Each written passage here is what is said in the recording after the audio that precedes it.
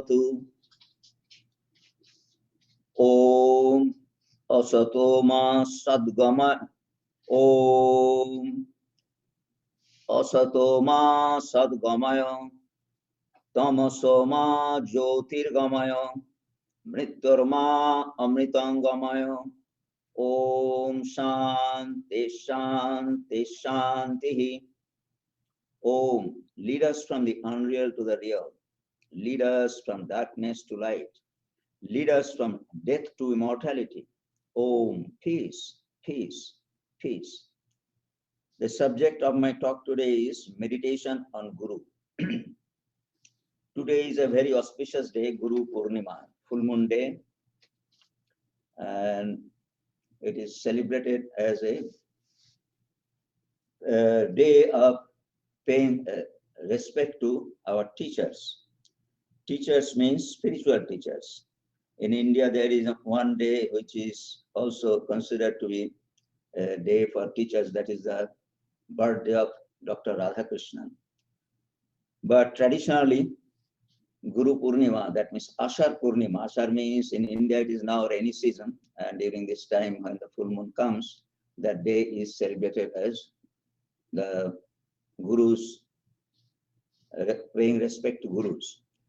The reason is this, that on this day, Vedavyasa was born.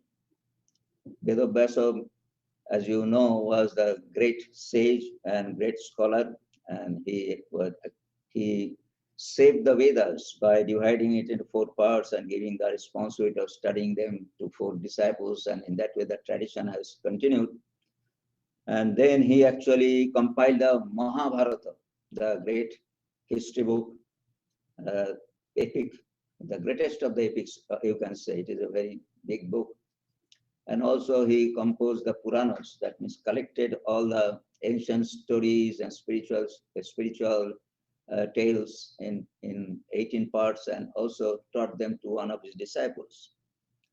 And of course, he has composed another book which is known as Brahma Sutra, which is the philosophical portion of our Upanishadic teachings. So in that way, he has done a very important means epoch-making, he had made epoch-making contribution to Hinduism. So his birthday is celebrated as Guru Purnima. There is another way of seeing it from our point of view also, that means all the monastic disciples or monastics who follow the Shankaracharya's tradition. The tradition is this, that means ultimate teacher is Narayana. That story, as you know, that means when creation started and Narayana appointed, out of him Brahma came, and Brahma actually took the responsibility of creation. And after creating everything, he thought that if he does not leave the knowledge of spirituality to the world, so nobody will be able to find out the way to God, and there will be nobody to praise God even. So in that way, he thought that it is good to teach his sons. That means his sons means his mental sons. That means he created everything out of his mind. So he first taught them the spirituality.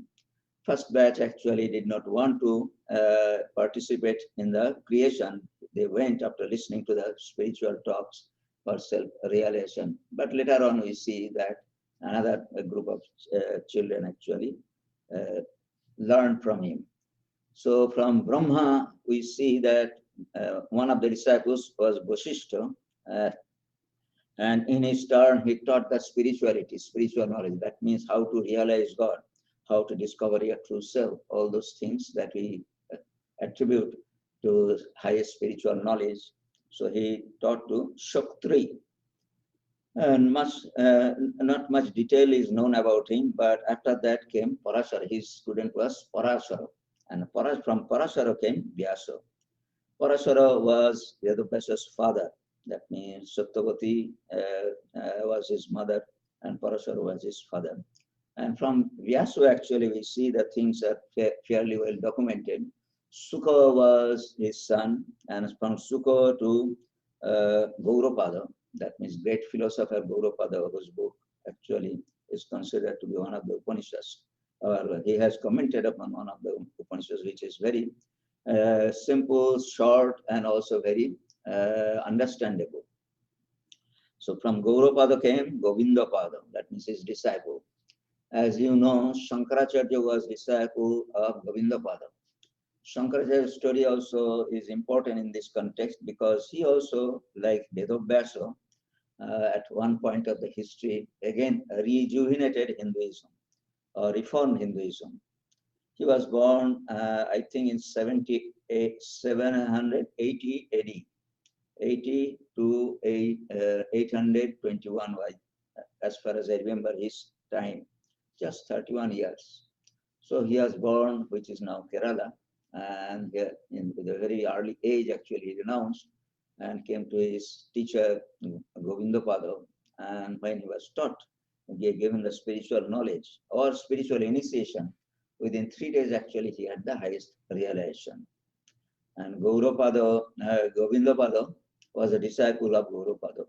He actually came to Shankaracharya all the way from a southern part of India, came to the bank of the Narmada, where Gaudapada was there.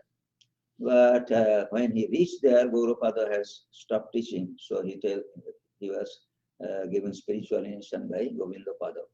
So Govindapada found that Shankaracharya is a very competent person. So he requested him or ordered him, because he was a teacher, it is better to say that he ordered him to re-establish Hinduism. What is a re-establishment? So at the time of, historically, at the time of Govindapada, Hinduism had declined, and declined to that extent that Buddhism was very popular and many people got converted into Buddhism. And then Buddhism itself also got much deteriorated. So Govindapada said that it is a good time that you revive Hinduism with the strength of your scripture and your spiritual power. That means you are a realized person and you know the scriptures very well, and you travel all around India and established Hinduism in its pristine form. So he did that. That means he went to Varanasi, and not only Varanasi, he traveled to the length and breadth of India. And in those days, they used to debate about the establishment of their own path. Path means spiritual path.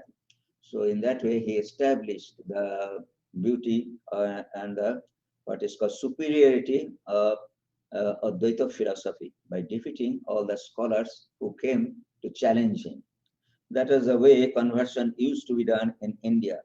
Nowadays, conversion is done by the sword, as you know, and also by what is called a sort of by some other means. That means by enticing people to get money or something like that. But in ancient times, the followers of a great teacher used to debate with another teacher, and the one who actually won, he used to become his disciple or follower of him, along with his disciples, and in that way the conversion went on. So Shankaracharya, within the year of 31 that he had lived, he re-established Hinduism. He established 4 mottos, that means principal preaching centers in north, south, west, east, and west. North in Budrikashram, south in Sringeri, east in Puri, and in the west, Dwarka, and appointed his 4 main disciples to be in charge of them and gave them the responsibility of propagation of Hinduism from the point of view of scholarship. That means teaching of the scriptures and all those things. And also they used to, in their turn also, they used to give initiation to monastic vows, because Shankaracharya led the tradition of teaching of religion and spirituality, a philosophy, to monastics. That means he established 10 orders of monastics. And all the 4 great important disciples, they are responsible for giving monastic vows to candidates, that means those who wanted to get initiated into monastic vows. And in that way, he left the tradition of teaching along with the tradition of monasticism, and in that way, Hinduism was saved, and it continued to be propagated. And even now we have those four great mathas, that means, and also Shankaracharya. They are called, the in charge of those centers are called Shankaracharya. They are given the title of Shankaracharya. And in that way, in all four centers, there are Shankaracharyas who again propagate in their own way, and also they have their disciples, monastic disciples, who also propagate in that way. The present situation is that it is a very well established what is called preaching that is going on since Shankaracharya's time. And in our part, especially that means those who are followers of Sri Ramakrishna, for them it is also interesting to know that we belong to Shankaracharya's tradition. In what way? It is like this, that means Shankaracharya had his disciples in four centers, and they in their turn left when they died. So another Shankaracharya came, their disciple. In that way, we see that one after another disciples came, and Sureshwaracharya was the disciple at at Sringeri. And in his tradition, we see that Sri Ramakrishna's teacher of Advaita philosophy, Totapuri, belonged. So Totapuri was a Shankarite monk. As you know, he was Advaita philosophy. His practice was Advaita philosophy. So Sri Ramakrishna took initiation from him in monasticism, and did practice and had the highest realization, Nirvikalpa Samadhi. So in that way, we draw our tradition from Shankaracharya to Sureshwaracharya, and in between, there are so many Shankaracharyas and disciples. And then we see that Totapuri was belonged to that order, that means Sringeri order. And from there, Sri Ramakrishna, then Swami Vivekananda, and you can say other disciples, 16 disciples, and they had their own disciples and monastic disciples. In that way, tradition is continuing. So we say that we are followers of Shankaracharya, and our what is called, if we call the prominent guru or visible guru, is Ramakrishna, and he had the initiation from that order. So in that way, we belong to Shankaracharya's order. That is why here we have a statue of Shankaracharya, which was made by one devotee of Hawaii. He was a teacher, a sculptor teacher. That means he was a teacher in art in Hawaii University, Dr. Marosi. And he made two statues, probably more, I do not know. One is in Chicago in the retreat, Ganges, and another one is here in our place. So in that way, our previous Swami, that means Swami Swadharanji, established that, and we celebrate our Guru Punya function in front of Shankaracharya, because Shankaracharya, we trace our lineage from Shankaracharya. So we pay respect to him on this particular day.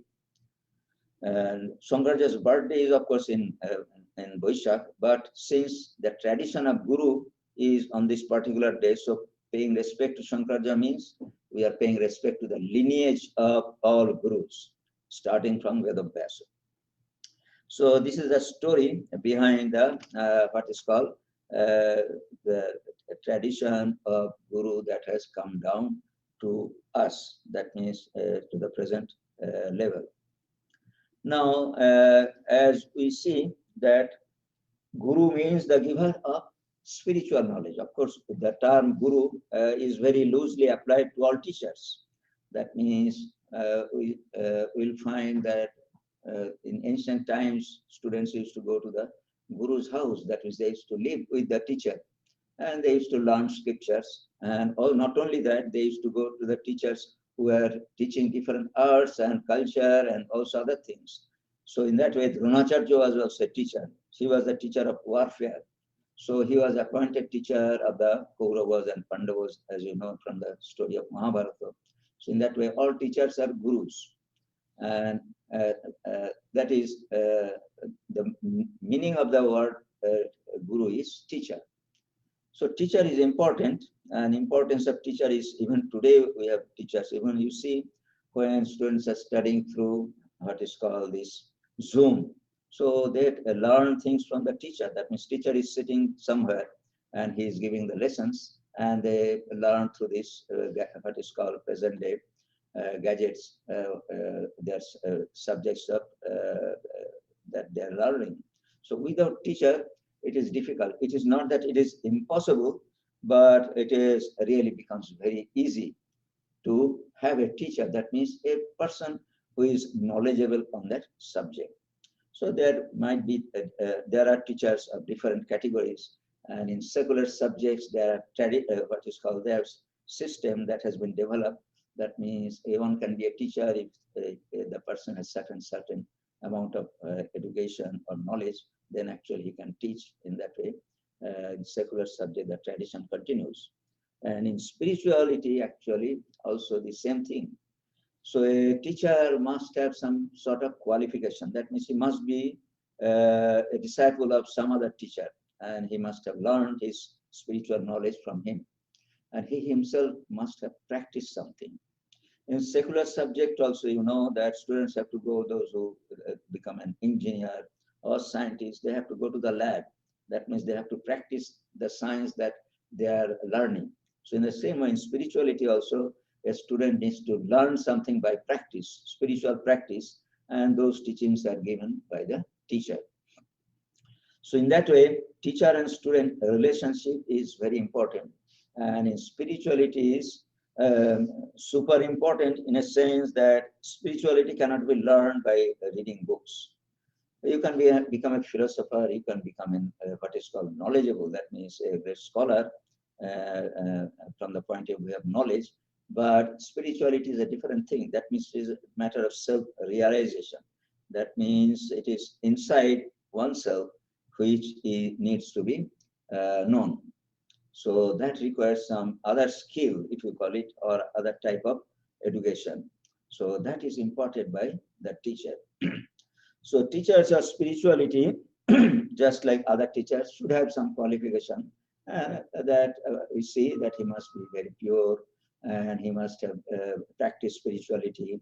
He must have good knowledge of the scriptures also, and also he should be kind in a sense. That means he should have the spirit of saving souls, if you call it. That means helping others who are struggling to realize God. So that type of spirit also he should have.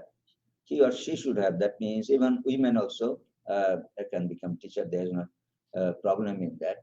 So these are the general qualification, and the fundamental thing is that he should have knowledge. That means he should have the skill of what is called imparting spiritual knowledge, and at the same time he should be very pure. Purity is important because spiritual knowledge cannot be. It is if you think that human beings are, or our mind and body is a receptacle, spirituality cannot be held without that good character. Because if somebody practices some other non-spiritual thing, so naturally his mind is really, to that extent actually, he is away from spirituality. So even if the knowledge is there, the what is called the actual spirituality, the content of spirituality will not be there because it has been leaked out, if you call it, through the non-spiritual channels. So that is why it is very important. The person who holds the spirituality or becomes a spiritual teacher should have a good character. He should be a good vessel. In another way, it is said it should be a good conduit also. That means conduit means, as you know, that means if there is a channel, if there is what is called, there are blocks inside, so water will not flow. In case of electricity, if there are impurities in the wire, so the what is called electricity will not flow properly. So that is why purity is very important in the life of a spiritual teacher. Now, another aspect is that we think that, well, knowledge is there, spirituality is there. Suppose if the person of good character and he's doing spiritual practice also, but he might not have the realization. That means he might not have become competent enough, or probably he did not have the highest realization. It may happen like that. Probably somebody started doing spiritual practice, probably at an advanced stage, and he did not get the opportunity of having the realization. But the point is that there is a necessity of sharing his knowledge. So whether he will be able to impart the knowledge or not. Our scriptures say that yes, that type of person also, if he is pure, purity is the criterion, so he can become just a channel. And that means he has knowledge from his teacher, and he can just pass that knowledge to the next generation of his student. Yeah, just by becoming conduit, he can do that. And in his turn, he can do his own spiritual practice, and also the student can do spiritual practice, because the knowledge has, without interruption, had passed into the student. That is the concept that we see. So, and now the point is this, that as I told you, the tradition has come down from the ultimate reality. That means Brahma actually speculated that if he does not impart spiritual knowledge to his student, the tradition of spirituality uh, will will not be there. That means nobody will be able to realize God. Because as you know, Lord Krishna has said in Bhagavad Gita, most of the people are outwardly minded. There's no doubt about it. If we look to our own life also, to some extent, we are also outwardly oriented, because our situation is like that, where uh, most of us are not that competent enough, but we have desire for self-realization. So probably we are in a better position than ordinary people, those who are not seeking at all. So in Bhagavad Gita, Lord Krishna has said that out of 1000% probably one will know me. That means probably they might have heard that there is something spirituality, God, or something higher thing other than this material things. So probably that type of person will be out of 1000. And out of such persons who have heard about me, Lord Krishna is saying, probably one person, out of 1000 of like that, probably one person will reach me. That may will realize me. So it is a very rare opportunity, but good opportunity. If we see now the humanity is 6 billion. So there is a very good opportunity that one can become a realized person according to the statistics, if you call it in present day term, of Lord Krishna. That means out of 1 million or 100,000, there is a possibility that one can become a realized person. There's a possibility of having so many realized person even in our time. So it is worth trying. That is the point. That means there are many persons who are taking monastic vows, doing spiritual practices. They are turning their mind. But if they're sincere, according to Lord Krishna, actually, there is a possibility that in this life itself, we shall be able to realize God. Self-realization will come. So this is what is called a sort of calculation, if you call it, common sense calculation that we can think of. Think of in a sense that means that may give an impetus to be serious. That means so much possibilities are there, and we should not really what is called waste that opportunity. That is the most important thing. Anybody in a sense that if the knowledge or if the what is called awakening, desire, a sort of desire has come to us. Lord Krishna also has said in our scriptures, also it has been said, do not waste it away, just do not neglect it. Try to what is called preserve it. Just like a lamp, you light a lamp, and if the lamp is lighted, and if you just leave it in that way, probably after some time, it will burn down. That means the oil will be finished, or if it is candle, then the wax will be finished, and it will just burn out. But don't do that. That means continue it once the desire has come. Cultivate it, preserve it, and then as the opportunity comes, that means coming to the what is called knowledge, or the coming of the awakening does not mean that the path is really very simple. So you have to overcome many obstacles that are in front of you, but still continue to maintain that what is called awakening. That means keep that awakening alive. So Lord Krishna, in our scriptures also it has been said, don't waste it or neglect it.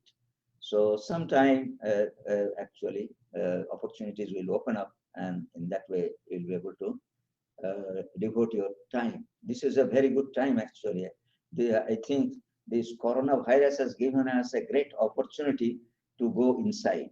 Inside means we are physically inside our rooms and houses. That means by law, you cannot really go out except for doing a little bit shopping and going to hospital or some other things. But still, in our inside house also, it is our opportunity to be inside. That means inside our mind or doing some mental work. Physical work for keeping the body healthy, that is also advisable because without good physique, it is not possible to pursue spiritual practices. Because if you fall sick, naturally the mind will be busy with taking care of the body. So two things should go together. Sometimes by reading the renunciation and austerities and all those things, we feel that without practice of extreme austerity, we shall not be able to reach God, have self-realization.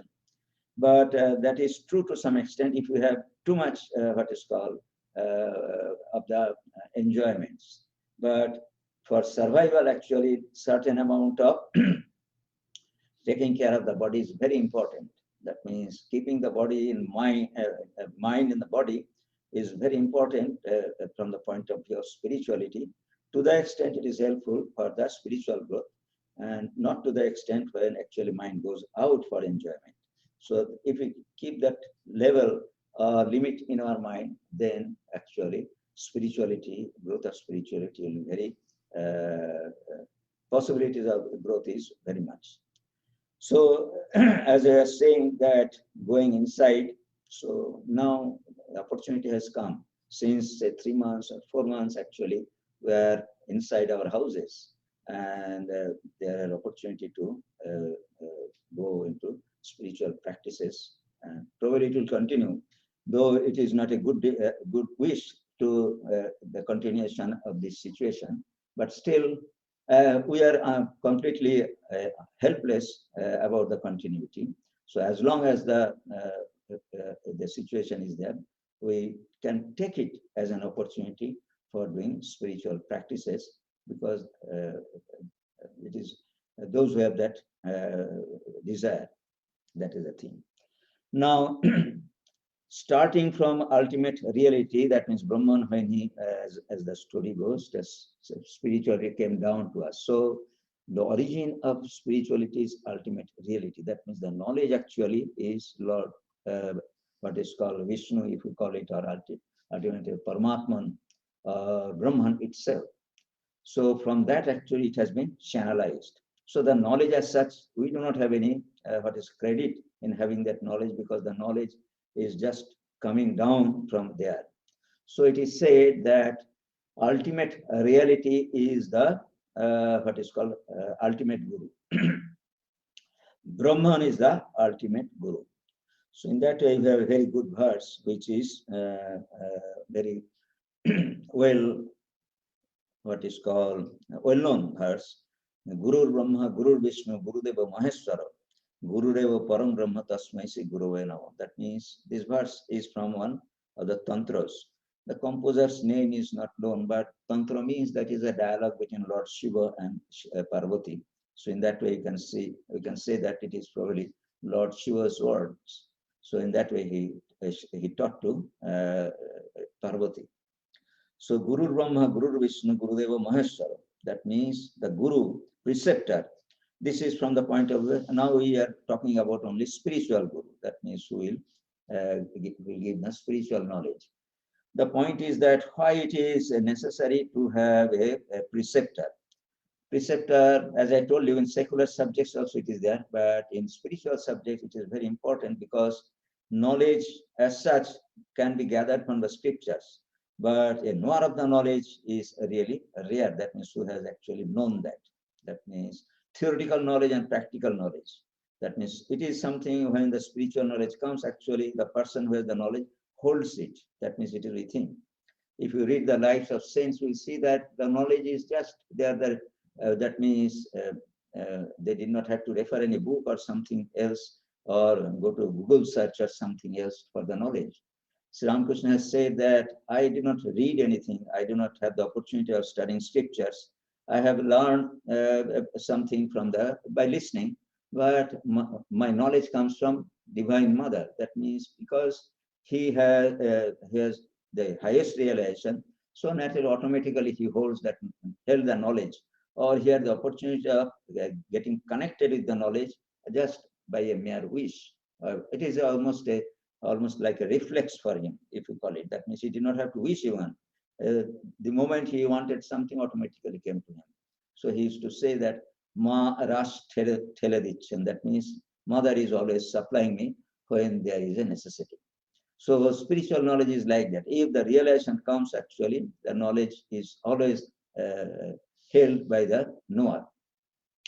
So in that way, our original knowledge has come down to these realized teachers. So that is why it has been said, ultimate knowledge is the knowledge ultimately it comes from the Brahman. That means he has, as if it has come down, just like a what is called water comes down from a uphill to the downhill. In that way, it is coming down. We are only the channel. That means we are a holder, and in that way, actually, it has come down. But knowledge as such is ultimate reality. He is the giver, and he is the knowledge himself, and also what is called coming down to every the persons who are seeking. So that verse says the Guru, preceptor is no other than Brahma, the creator. The Guru is no other than Vishnu, the preserver. The Guru is no other than the great God Shiva, the destroyer. Though the Guru is verily Brahman itself. As you know, as the story goes, Brahma, Vishnu, Maheshwara, yesterday I was saying that they are nothing but the concept of ultimate reality in three phases or according to three functions. So Brahma is the creator, Vishnu is the preserver, and Shiva is the destroyer. But all of them contain all the three qualities that they are personified. So in that way, they are standing, or they are Brahman itself. So according to their functions, actually we are seeing Brahman in that three categories. So in that way, you see that ultimate reality is the Guru. So he himself is Guru. Then continuing, he said, that means why we are really indebted to him. So we are indebted to Brahma because he thought that knowledge should perish, but definitely Brahma is ultimate reality. So it is ultimate reality is wish, if there is something like wish. So he wished that the knowledge should be preserved or come down to us. That is why we pay respect. Salutations to Guru. Agnano timirandhasya, gnananjana salakaya, chaksuran militam jena, tasmai Sri Gurave Namah. Salutations to Guru, who by the application of the collyrium of knowledge opens the eyes of one blinded by the disease of ignorance. So this can be attributed to what is called, sometimes we think that the human Guru, physically actually he gives the what is called the knowledge, that means through the mantra as it is called, or by other means also. In case of Sri Ramakrishna, we see that he had given spirituality by mere wish, by mere touch, or by mere sight, or writing something. In that way also he has given. But in general, for human gurus, it is passed through mantra. Mantra means, that means it contains. So this mantra has come down from ancient times, and they're potent in the spiritual. It is a sort of capsule or carrier of the spiritual knowledge, and that has passed to us. Apparently, we see that human guru has that, but without that capsule or that knowledge, actually spiritual knowledge will come. So we have to praise that knowledge. That means the giver of that knowledge. So naturally, ultimately, we see, because of ultimate reality, or the second step is the Brahma. Actually, we are getting the knowledge, not just the physical guru who has passed it. So naturally, we can think that he is the giver of the knowledge, that ultimate reality. Otherwise, it will not be possible to reach or having a realization. Then he's saying, Akhanda Mandalakaram, Vyaptam Yena Characharam, Tatpadam Darshitam Yena, Tasmai Sri Gurave Namah. Salutations to Guru, who reveals to one, the divine being, that encircles and permeates the moving and the non-moving. Divine being, that means we have the uh, uh, spirituality which is covered by ignorance because we are outwardly minded. So he actually gives a sort of strike to that. That means what is called enlightens that lamp which is really not being lighted by spiritual knowledge. So it is what is called snuffed lamp that is there. So by a spark, actually, he lightens that. So that is why we are indebted to him, because spiritual knowledge is coming through that. It is not like this that we do not have spiritual knowledge. That means we have spiritual knowledge, but it is dormant. The point is very important to know, and that is very helpful for our hope also, that we do not get anything from outside as such. It is always inside. All knowledge. Many times I actually emphasize that, and Swami Vivekananda has said, all knowledge is within ourselves. Only it requires a awakening. So spiritual knowledge is also within ourselves, and it requires awakening. So as such, you can say Atman means Brahman. He is lying within ourselves, but unfortunately, be a human being or other beings, other creatures, they do not know it. So just by a strike of what is called that,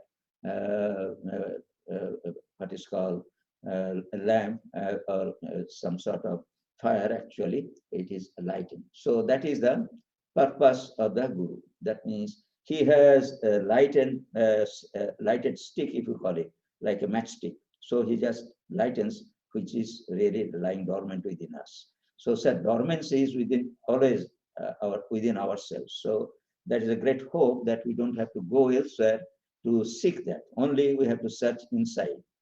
So in that way, it is said, salutations to Guru, who reveals to one the divine being. That means we are divine being. That means he enlightens us and encircles and permeates the moving and non-moving. That we are part of the ultimate reality. That means that if we pursue the life of Sri Ramakrishna, we see that after self-realization, when he went into Nirvikalpa Samadhi, after he took initiation and did practice in Advaita, then actually he actually had the highest realization of Nirvikalpa Samadhi. That means he perceived that everything is permeated with ultimate reality. There is nothing except that ultimate reality.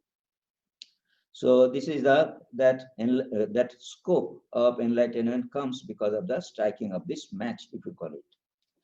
Then it is said, Chinmayang Vyapitang Sarve Trilokam Sa Characharam Tatpadam Darshitang Jena Tasmai Sri Gurave Namah. This is a sort of refrain that means because salutations to Guru, because we are indebted immensely to him. So every time what is called a verse is said, we will pay respect to him.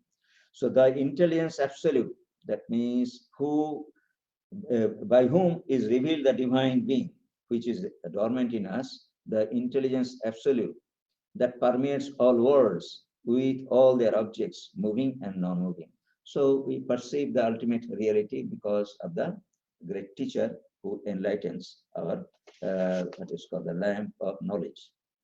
Then he's saying, Oneko janna samprapta karmendana vidahine atmajnana pradhanena tasmai sri gurave namaha. Salutations to Guru, who imparts to the disciple the fire of self-knowledge and burns away his bonds of karma accumulated through many births. This is what is called interesting aspect of self-knowledge, that actually because of this attainment of knowledge happens. So why you are bound? Bound in a sense, why you have ignorance? Because our repeated practice of ignorant things. So that means as if we are accumulating a sort of dirt over our soul, if you call it. That means the lamp. So it is happening because we do not know that inside there is the lamp is lying. So that actually is karma, because karma actually what we do through our senses and mind, they actually accumulate this type of ignorance because we are not aware that ultimately it is doing this type of covering or contributing to the covering.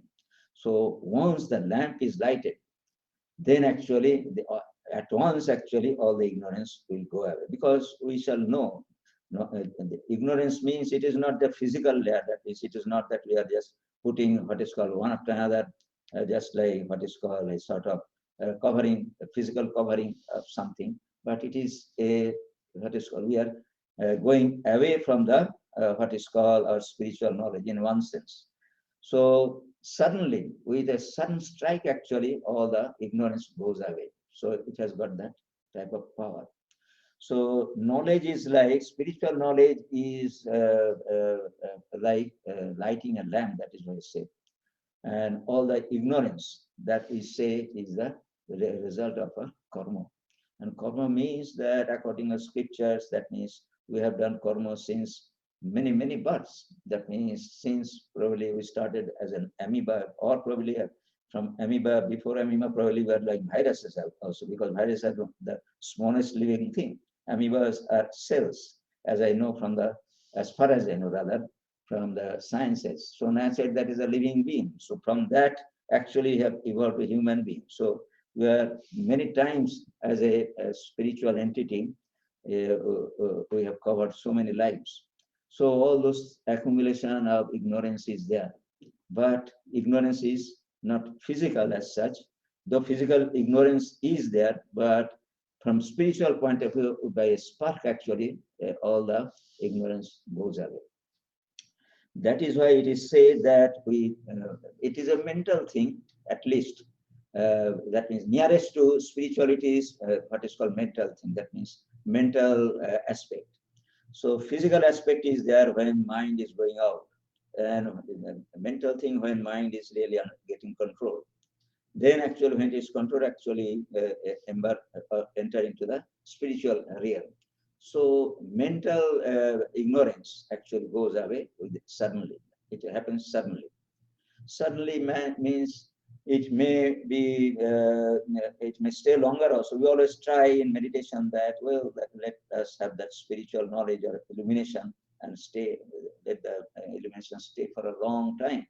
Just like when Sri Ramakrishna used to meditate, or when we saw, or read rather, when Sri Ramakrishna went into Samadhi, naturally he remained in Samadhi for many times, probably for hours, it may happen like that. Or sometimes for a few minutes also it may happen like that. So the continuation of that, what is called state of knowledge, is actually depends upon the, what is called, who is having that knowledge. Sri Ramakrishna was purest of pure human beings during his time. So his mind and body was so pure that he could hold that. But for us, ordinary persons, actually, spark will be enough. It will be enough in a sense that means once we experience that, the experience will be so deep or so unique that we shall not be able to forget that. So we have some experiences in our life we cannot forget. Suppose we have seen some what is called calamity. So the remembrance of that calamity will be always in our mind. Only thing that when the thought comes, actually immediately it will flash. So in the same way, the knowledge is inside. So within a flash, actually, it will come out because it is already within us. So this is a what is called way of thinking. That means when we do meditation, we always are surprised how actually we shall get enlightened. So most probably for ordinary persons, it will be in a flash, it will come, and probably in a flash, it will go away. So Sri Ramakrishna has given one example. You see, that means one person was in a pool and a pond, and in the pond there was scum. You know, in winter, in summer, actually, scum comes up in what is called unclean ponds. So he wanted to take it deep into that pond. So naturally, he just with his hand, the superficial scum, what is called that dart, actually he removed and took a bath. So this removal of this, his Sri Ramakrishna said that removal shows the way suddenly. So in that way, again, the scums actually cover that. It happens like that. So for ordinary persons, according to the scriptures, as Ramakrishna also has said, it will come in a flash. But the flash will be enough. That means whether it is long for what is called Ramakrishna, not more than 21 days actually, one can experience that continually. but even if it is a flash, it will remain forever as long as we live, because of the quality or the intensity or the uniqueness of that experience. So that serves the purpose for us. That will be probably enough. So he's saying that salutations to Guru who imparts to the disciple the fire of self-knowledge and burns away his bonds of karma accumulated through many births. Bonds, another concept of what is called ignorance is karma. That means there's a dart is one way of seeing it. Karma is also, because karma is such that it impels us to do again and again something. That is also another aspect of this ignorance. So that also will cut asunder, as it's called, that reflexes, if you call it, or that habit, if you call it, or the sanskar, if you call it, all those things will be cut asunder when the knowledge will come. So he is the giver of this knowledge. So that is why we need to pay respect to him. Then he is saying, salutations to Guru. That means Mannatha Sri Jagannatha, Madguru Sri Jagadguru, Madatma Sarva Bhutatma, Tasmai Sri Gurave Namo. Salutations to Guru. He, my Lord, is the Lord of the universe. He, my Guru, is the Guru of the universe. He, myself, is the self of the universe. This is actually the ultimate address to ultimate reality. Sometimes in what is called in our what is called uh, ignorance, we always consider the guru, physical guru, that is the person who is imparting that knowledge or giving that what is called mantra. It has been addressed to that, but it is not like this. He is just a tool. That means he is just a positive call it, through which actually spiritual knowledge is coming, water is coming. So his duty or his function is that much only. But the point is that the ultimate reality, the Lord actually is the, what is called ultimate reality, is the original Guru. So salutations to thee. He, my Lord, is the Lord of the universe. Naturally, ultimately it is Lord of the universe. He, my Guru, the Guru of the universe, the not only whole cosmos, but of this world also. And he, myself, he, myself, not myself, but myself. That means inside me also he is there. So he is also Atman, and is the self and also self of the universe. So in that way, we pay respect. All these words have been composed by addressing the ultimate reality in different aspects. So that is very interesting, and it is always good. That means it is not that human guru, by what is called passing the responsibility to the ultimate reality and trying to escape his responsibility to his disciple. It is not like this. He actually is what is called, he has the limitations that because he has to do his own spiritual practices, he had to have his own realization. Probably some of the teachers might be very advanced, some may be even realized also. There's a possibility, but that doesn't mean that he himself is a teacher. That means the knowledge is the ultimate reality, is the teacher. So this has been described in this beautiful verse that has come to us. Now, Sri Ramakrishna, as you know, and other teachers also have said about this aspect that we see.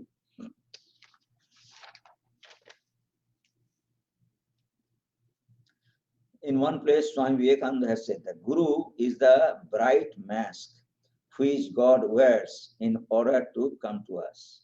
It is to, you can say to some extent, to the physical Guru, that means God himself. Spiritual knowledge, God, ultimate reality, taking a mask of human being, has come to us. In that way, he is telling. The Guru is a vehicle by which the spiritual influence is brought to you. So a knowledgeable person of spirituality actually can impart that. That goes without saying. Then scriptures, it is a saying from Swami Shivananda. He says the scriptures also say that when a true teacher initiates a disciple, the Lord reveals himself in the heart of the teacher. This is also important. In the heart, that means his mind actually holds that spiritual knowledge. So in that way, the physical teacher actually is passing that knowledge as if the Lord through the teacher is coming to the disciple who is being initiated. And from there, he inspires the disciple. The Lord himself is the real guru. Man can never be the guru. So this is a saying of Swami Shivananda. Then Sri Ramakrishna also has said in many places, and one place, Keshav Chandra Sen was a great Brahma devotee. He was not a disciple, but he was a great admirer. Not only that, he actually learned spirituality in his own capacity from him. So there was one conversation that that has been recorded in Gospel of Sri Ramakrishna. It is during the time when yes, it is. Yes, Keshav Chandra Sen was on Lakshmi Puja Day in October 27, 1882. So he's saying to Keshav, there is only one Guru, and that is Satchidananda. He alone is the teacher. My attitude, Sri Ramakrishna is telling Keshav that my attitude toward God is that of a child towards his mother. One can get human gurus by the million. All want to be the teachers, but who cares to be a disciple? So he's saying, continuing, he's saying, it is extremely difficult to teach others. A man can teach only if God reveals himself to him and gives the command. Narada, Sukadeva, and sages like them had such a command from God, and Sankara had it too. Unless you have a command from God, who will listen to our words? That is very true. That means there are thousands of disciples of what is called secular teachers. But how, the point is that they know the mechanism, that means knowledge has been imparted, but the seriousness actually is not imparted until and unless the teacher is really that. And teacher and student also, the student also had to be prepared to receive that. The point is that a great teacher actually can turn the disciple to a disciple. That means Valmiki, you see, turned the Ratnakara and he turned him to a spiritual person. So in that way, great teachers actually can turn the mind of the disciple. But for ordinary teacher, the preparation for the disciple is also important so that he can become a receptacle. And that seriousness should be on the part of the both. Then actually things work for in what is called ordinary cases, day-to-day cases. But still, it doesn't mean that the importance is really less in that case. Whatever we get, because spiritual knowledge is so valuable, for whatever we can get from anywhere, actually, we should accept that. As I told you, that when a little spark has come about spirituality, that should be what is covered, that means that needs to be protected and cultivated. So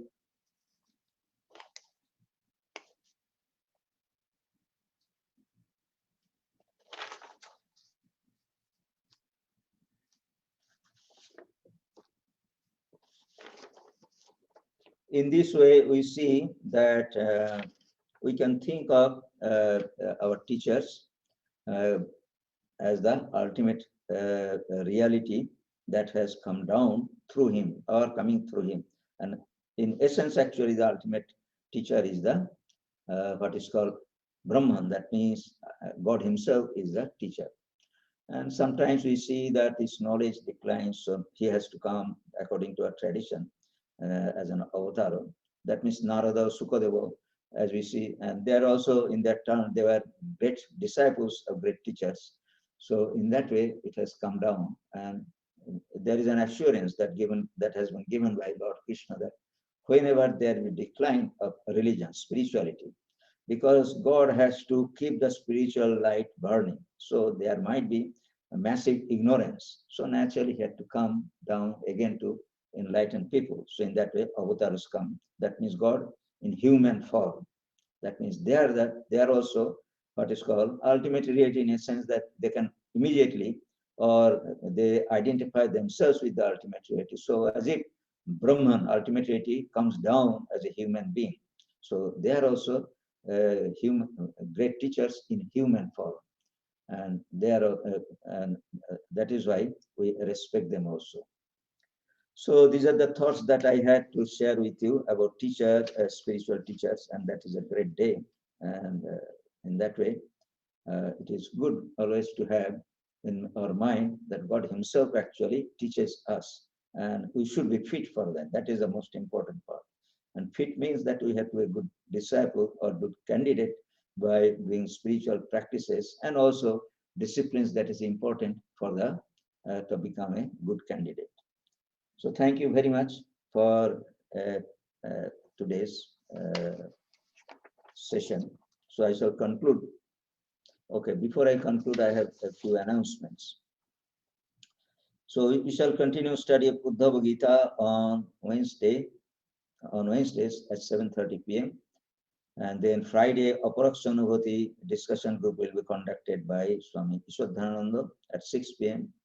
On July 10th, Saturday, we shall continue, that is July 11th at 7:30 p.m. Gospel of Sri Ramakrishna Discourse. And Sunday, Ishwadhananda, next Sunday, July 12th, Ishwadhananda give a talk on the glory of knowledge. That is, during this time, next Sunday, he will give this talk. So this is the what is called, these are the program for next week. So everything is on Zoom. So let me conclude with a benediction. Om Madhu Vataritayati Madhuksharanti Sindhavaha Madhi Irno Santoshadhihi Madhu Nakta Mutosasi Madhumat Parthivagang Rajaha Madhu Daurastana Pita Madhumanna Vanaspatihi Madhumagangastu Surjaha Ma Dirgavo Bhavantunaha Om Madhu Madhu Madhu. Sweet do the winds and the oceans give forth blessedness. May the earths and plants bring us health and happiness. Sweet unto us with the nights and dawns. May every particle of Mother Earth be charged with blessings. May the heavens shower us with benediction. Sweet unto us with the noble forest trees. Sweet unto us with the shining sun. Sweet unto us with the all-living creation. Om, sweetness, harmony, peace.